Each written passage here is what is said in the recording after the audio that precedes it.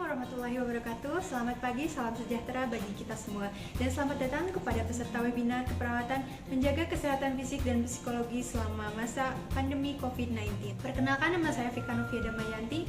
Saya mahasiswi Fakultas Keperawatan, program studi sarjana keperawatan, Institut Kesehatan Raja Wali Bandung. Langsung saja untuk mengefektifkan waktu, kita beralih ke materi pertama kepada Pak Dery Kalipersilsus. Dari COVID-19 saat ini yang terkonfirmasi di WHO terakhir 14 September tahun 2020, secara global, situasi global terkonfirmasi kasus ada sekitar 28.900.000 kasus seluruh dunia, dan yang meninggal dunia itu yaitu sekitar 922.000.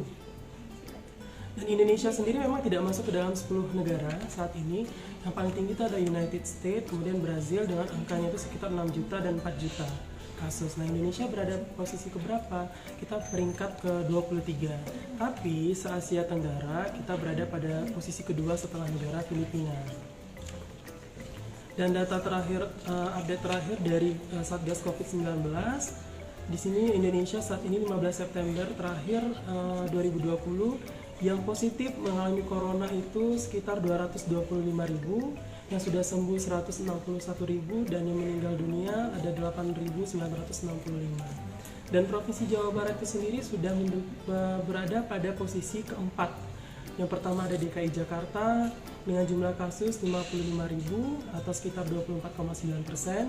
Kemudian Jawa Timur jumlah kasusnya ada 38.000 sekitar 17,3%, dan yang posisi ketiga ada Jawa Tengah jumlah kasus 17.000 atau 8,1%, dan Jawa Barat jumlah kasusnya ada 14.591 case yang sudah terkonfirmasi positif COVID-19 atau 6,6%. Pada masa pandemi COVID-19 ini kita harus meningkatkan sistem kekebalan tubuh yang merupakan kekuatan pertahanan tubuh melawan baik bakteri, kemudian virus, dan juga organisme penyebab penyakit yang mungkin kita sentuh, kita konsumsi, dan juga kita hirup setiap hari.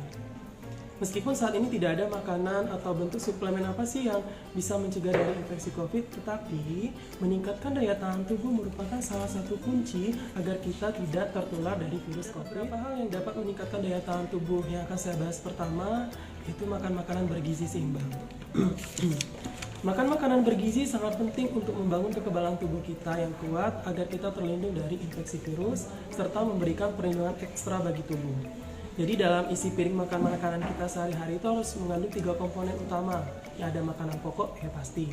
Ada lauk pauk dan juga sayuran dan buah-buahan. Nah, makanan pokok ini biasanya diisi dengan sumber-sumber karbohidrat, dapat berupa nasi, jagung, kentang, umbi-umbian. Nah, untuk lauk pauk merupakan sumber protein dan mineral. Ini terbagi menjadi ada 2 jenis, ada lauk hewani dan juga ada lauk nabati. Lauk hewani antara lain meliputi daging, ikan, ayam, dan juga telur. Nah, untuk lauk nabati antara lain tahu, tempe, dan kacang-kacangan. Kemudian ada sayuran dan buah yang merupakan sumber vitamin dan mineral serta serat yang baik untuk memelihara sistem imun tubuh kita. Terutama sayuran dan buah yang berwarna nih, banyak mengandung vitamin dan berfungsi sebagai antioksidan. Yang sangat direkomendasikan yaitu vitamin A, vitamin C, E. Dan jangan lupa minumlah air putih 8 gelas minimal dalam 1 hari. Assalamualaikum warahmatullahi wabarakatuh. Kali ini saya ingin membagikan atau sharing gitu ya sedikit ilmu tentang menjaga kesehatan jiwa di era pandemi COVID. Yang tadi sudah dijelaskan oleh Pak Dery tentang gimana caranya kita menjaga kesehatan fisik gitu ya, supaya kita bisa survive di era pandemi ini.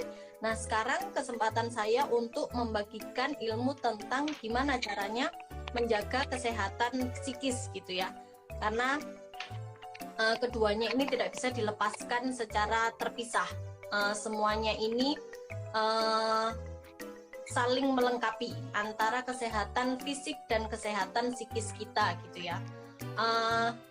Ada orang yang sehat fisiknya, tapi ketika psikisnya bermasalah, dia juga akan mempengaruhi imun kita. Ada yang orang sehat psikisnya, Tapi kalau sakit-sakitan gitu ya, dia beraktivitas saja terganggu, itu juga bermasalah gitu ya. Jadi bagaimana keseimbangan antara fisik dan psikologis ini kita perlukan supaya kita bisa melewati pandemi ini dengan sehat secara fisik dan jiwa atau mental gitu ya.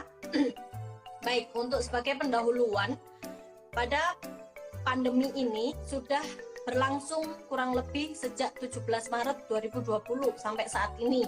Yang tidak jelas nanti kira-kira sampai kapan akan berakhir. Tentunya kita warga Indonesia gitu ya, teman-teman mahasiswa sudah mulai beradaptasi dengan hal ini, sudah mulai menyiapkan hal ini gitu ya.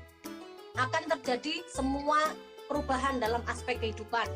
Ada proses pembelajaran yang kemarin offline, sekarang harus online gitu ya, harus daring, harus nyiapin pulsa.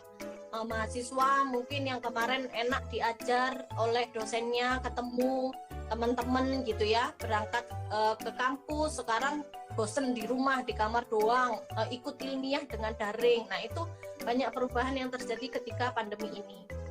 Tapi tidak semua individu bisa beradaptasi gitu ya.